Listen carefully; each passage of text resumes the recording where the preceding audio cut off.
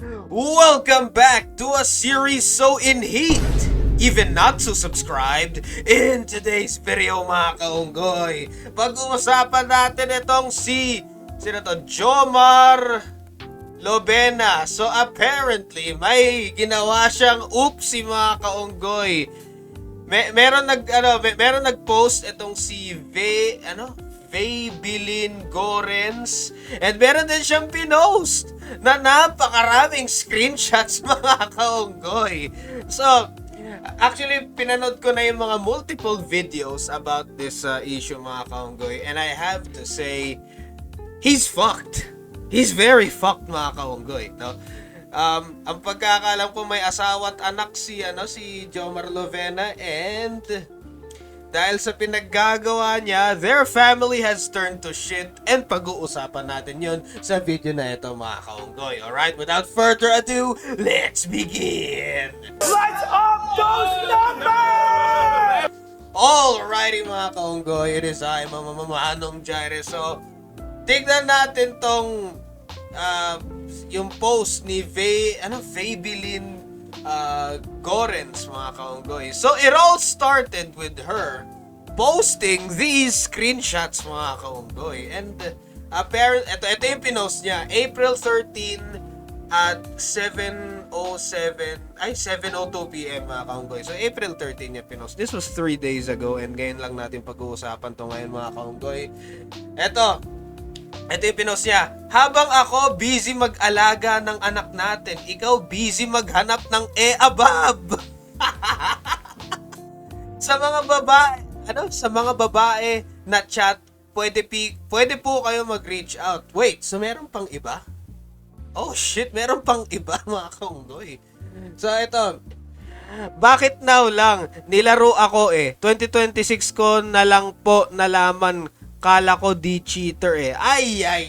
So may mga iba dito na hindi this year lang. So matagal pa. Ito ang dami niyang nilagay dito sa post na to. Yes, maraming pumapatol sa kanya. Sure ako marami pang hindi nag-reach out sa akin. Konsensya na nila yon, pero marami pa akong hawak na nakakanginig. Oh my God. Gusto niyo pa ba makita itsura ng mga babae? Mapapasure ka ba si Jomari? Ito totoo, ganyan po yung lalaki yan. And first boyfriend ko po siya. Wait, what? Sheesh, mga kaong. Hindi ko nababasahin yun. Okay, dito na po tayo sa pinost niya na video mga kaunggoy. Director yan siya. Alam ko at inaasahan kong gagamitin mo ang Diyos dahil alam mo ipopost kita kasi lagi ko nababanggit sa'yo na may nanlalaglag sa'yo. Kaya kung nakipaghiwalay ka, lumapit ka agad kay God. Hindi ka na nga nagsisimba 3 weeks na. Kailangan pa ba sabihin yun? Pagkatapos mo mabinyagan, wala na. Lahat po ng nalaman ko ay hints na po ako. Pero nung napanood ko mga scandals, what the fuck? Pero nung mapanood ko mga scandals niya, makita ko messages niya, napakasakit. Ang daming babae. Higit sa lahat, first boyfriend mo si Jomar? Sheesh. Hindi ko sana ipopost ng video na to. Puro cut to. Lala ng iyak ko dahil sa mga ginawa mo sa aming mag-ina. Kung totoong nagrepent ka, may relationship ka kay God, bakit hindi mo inamin? Tinanong kita, sabi ko, aminin mo sa akin lahat ng sabi mo, hindi mo pa magagawa kahit kailan, sinungaling ka pa din. Okay. First boyfriend, first na lalaki pinagkatiwalaan ko, tatay ng anak ko, binaboy ako. Sheesh! Ngayon hindi ko sure kung kasal sila or what pero this is gonna be a problem mga kaunggoy. About sa ex niya, meron akong proof, hindi po ako magsasalita kung wala akong hawak ng mga pictures at conversations next time na kasi wag na mag-picture at video pag magkakasama. Oh my God! So meron pang part 2 mga kaunggoy. Holy shit! Alam ko na-cover na nito ni Nico David pero oh my God. Okay. Without further ado, let's watch this video mga kaunggoy. No? Without So, let's see what she has to say. Patawaran yung ginawa mo at ng ex mo. Walang kapatawaran yung pagtanggol sa'yo ng mga kaibigan mo. Malayo ka sa vision ko. Pag sinasabi sa akin ng kaibigan ko na posibleng walang babae. Ang dami na nagsasabi sa akin, imposibleng walang babae. Hindi ka lalayasan ng isang lalaki ng 1 linggo, 2 linggo kung walang babae.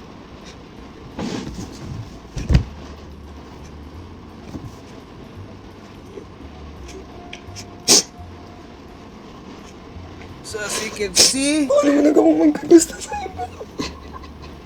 not sure kung naka-fast forward yung video, pero parang naka-fast forward mga kaunggoy. Pero, parang naka-fast forward, no? And as you can see, hindi niya nakokontrol, humahagulgol siya mga kaunggoy. So, nasaktan talaga siya. So, may mga happenings talaga. Kasi hindi mo mapepeke ito eh. Unless, magaling kang actor or what.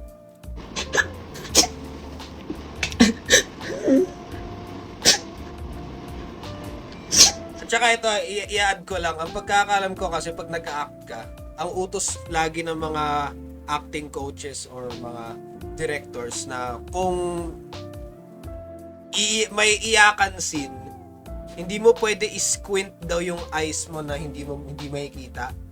Basta yun yung naalala ko sa mga acting coaches sa experience ko mga kaunggoy. Kasi kailangan makita yung mata eh.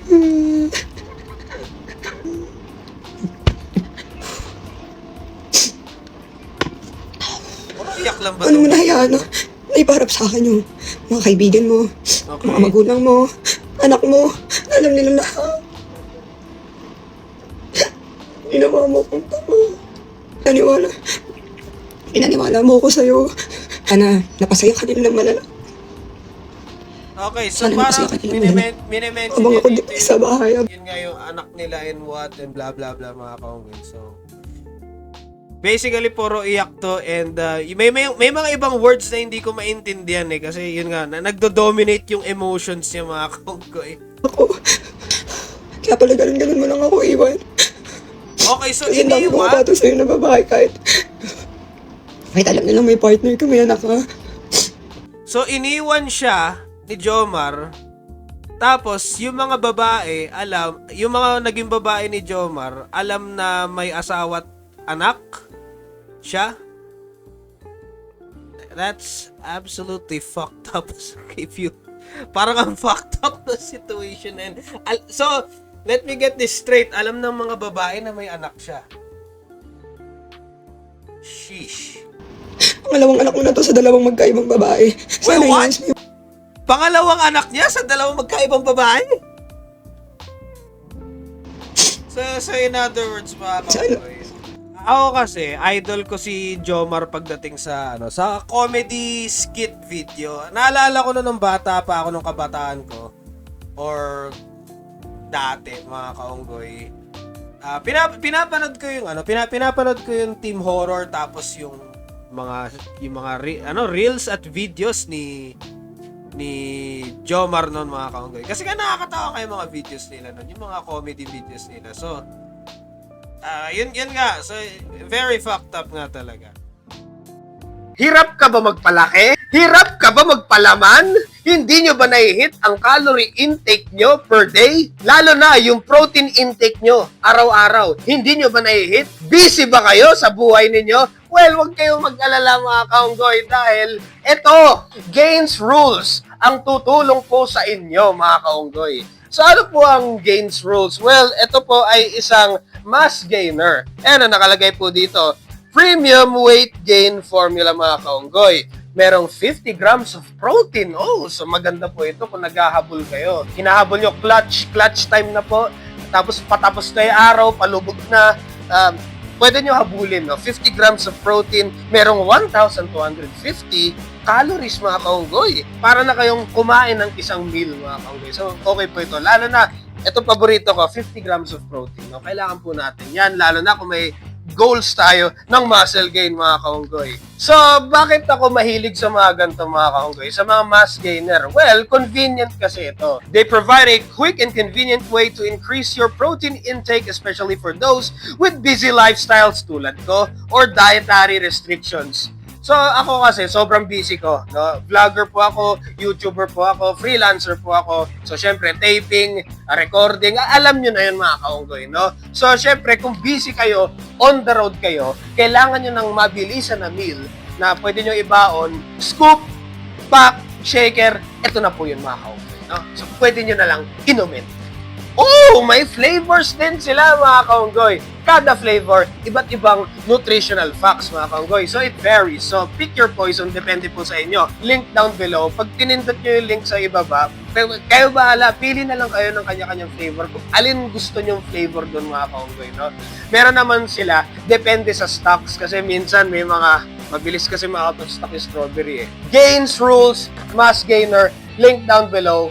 Click nyo na. At ayun na naman, if you wanna support the channel, nasa link sa ibaba, alam nyo na yon. Oo, alam nyo na yon. Oo. And that's the bottom line because Manong Jara said so. Now on with the video. Ayaw ng maayos na babae. Usto GV girls. Now, I don't know what the fuck GV girls. Puntahan nga natin si ChatGPT kung ano ibig sabihin nito. Okay, the line is a Tagalog slang. Here's the breakdown. Good vibes girls. Okay, so ito kasi nung napanood ko yung video ni Nico David about this issue. Pag sinabi niya kasing GV girls, yun yung mga party girls, yung mga pupunta sa club, pupunta sa mga alam niyo, yung mga nagte-take ng ecstasy daw, yung mga nagte-take ng party drugs. If you know, mga kaunggoy. Sila yung mga parang, alam niyo, yung medium revealing, ganon, tapos pupunta sa club. Tapos, ang pagkakalam ko, meron pa nga mga ibang babae na, alam mo yun, kapwa babae naghahalikan. Pero straight sila, kasi lasing na sila. Kaya nila ginagawa yun, naghahalikan sila, dalawang babae. Ayun, so, yun yung pagkakaalam ko sa mga ganyan, mga kaunggoy. Sheesh, so GV girls! Oh my God! Grabe pag tinipid ko, wala kami yaya. Di ako makabili ng bagong damit everyday, leggings and t-shirt niya lang suot ko. Tapos, siya nakakapagbayad ng girls ng bish. Oh my God! Yo! God! What? Sheesh, mga kaunggoy. Actually, here's the thing. As you can see, itong si Vay Bilin, mga kaunggoy, as you can see, no? First boyfriend niya si Jomar. So, I would assume, since first boyfriend niya si Jomar, ano siya, like, virgin siya, di ba, mga kaunggoy? Kasi first boyfriend, di ba? So, like, there you go. Bihira ka na makahanap ng ng virgin, no? Sa panahon ngayon. Lalo na sa mga modern na babae, mga kaunggoy, bihira yung mga virgin. So, and she's pretty. Ano siya, maganda siya, sexy siya, and 'di ba, yung features niya para siyang foreigner, mga kaunggoy, no? So, here's the thing. Jomar here took a giant L. He just took this is a big L for Jomar, mga kaunggoy. Kung totoo man to lahat, and hindi po ito lahat hearsay, daresay, or allegedly lahat to, kasi wala pa naman yung mga main alam mo yung talagang solid na yung overflowing evidence is what I mean, mga kaunggoy. Kasi kailangan natin talaga ng overflowing evidence sa mga ganito, mga kaunggoy. And I gotta say, she's very attractive. Like, literally, like Jomar took a giant L here. Hindi ko alam, ha, like, para sa akin, no? Like, he just hit the jackpot here, kaso sinayang nga niya. What a piece of shit. If totoo man to lahat, he's a giant piece of shit. Private usapan, matagal niya na po ako binlock kung pinapalayo ko na po siya sa amin, and nag-reach out po pa ako sa kapatid niya na mag-usap kami ng maayos. Siya ang may ayaw kasi nga kinikita niya si Jomar ng secret. Ngayon, here's the thing. Ang pagkakaalam ko, mahirap makapag-cheat ang mga lalaki, mga kaunggoy, kasi di ba kapwa babae, we got each other's backs, ganon. Yung ganong klase mga babae na, alam mo yun, naglalaglagan, di ba, usually mga kaunggoy, na hindi daw kaya ng konsensya and whatnot, mga kaunggoy. So, nagugulat ako na may mga babae pala na kayang sikmurain na maging kabit sila, mga kaunggoy. And it's actually disturbing and it's actually, I gotta say, it's actually disgusting. And the fact na may sinabi si Babylin na binabayaran pa niya yung mga girls, what the fuck, man? Ang pagkakaalam ko na, di ba? Like, I would assume na maayos na babae to si Babylin kasi first boyfriend niya si Jomar. He just hit the jackpot. Now, I don't know what the fuck is happening behind closed doors or kung ano man yung mga nangyari or kung may ginawa ba si Babylin or kung may ginawa ba si Jomar, ganon. I don't know what the fuck is happening behind closed doors, pero I gotta say, Jomar just took a giant L here. Right? Post ko. Kaya dito, by the way, hindi na sana mag-post ako dito, pero sa tingin ko, deserve na din malaman kung kamusta ako. Na para kang biktima yan, no? Tapos, sinabi niya dito, hindi ko na po pababain ang gusto ko. Lang sabihin ay, yes po, okay lang po ako. Okay. Ate, malamang, okay ka. Kasi walang ginawa sa'yo. Okay. Kahit ako, wala akong ginawa sa'yo. Yeah. Hindi ka nasaktan at hindi ikaw ang biktima. Okay. Kayo ang nangupal sa akin.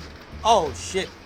Okay, so, nag-post yung ex. I would assume na may mga ex talagang papansin. Okay, so I would assume na ex ni Jomar, tapos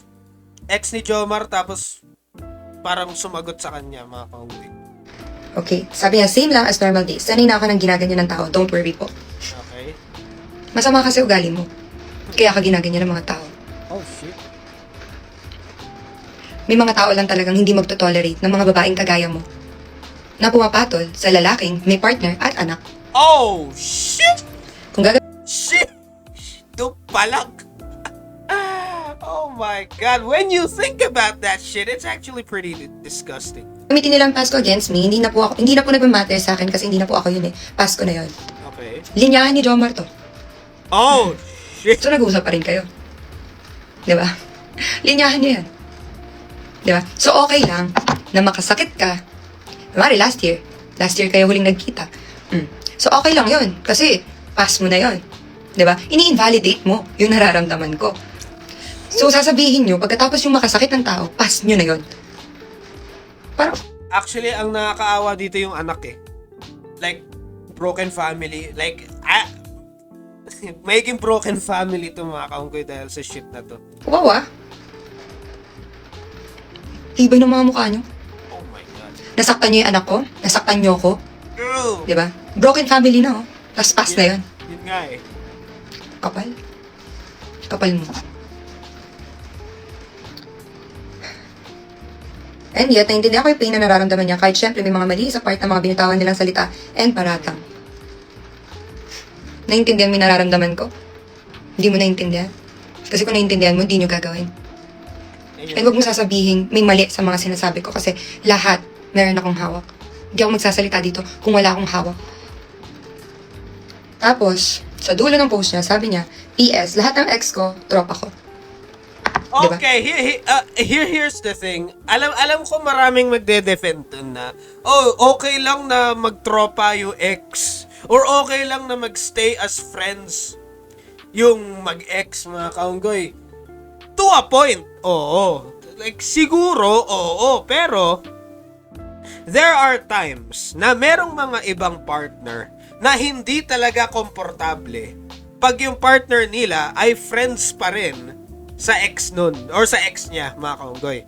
And that's very normal. Normal lang yan, mga kaunggoy. And that's very valid, mga kaunggoy, no?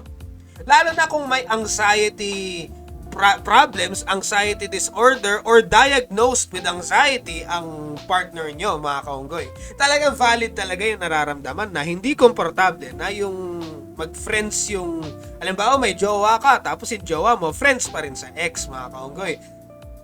So, talagang normal lang yon, and you gotta understand. Siguro, sa mga ibang tao, okay lang sa kanila na magkaibigan yung yung ex nila, no, o yung girlfriend nila or yung boyfriend nila, friends pa rin sa ex nila, mga kaunggoy.